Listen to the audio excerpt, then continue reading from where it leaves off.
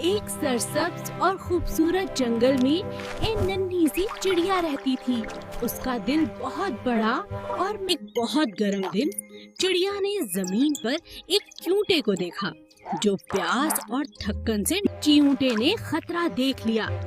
उसने फौरन शिकारी के पांव पर काट लिया।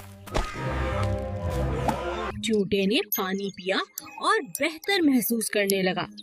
उसने दिल से चिड़िया का शुक्रिया।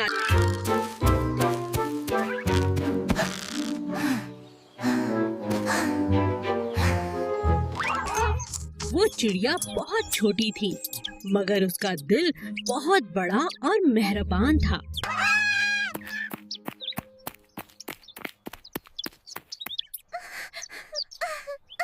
चिड़िया ने चींटे का शुक्रिया अदा किया और उस दिन के बाद वो दोनों गहरे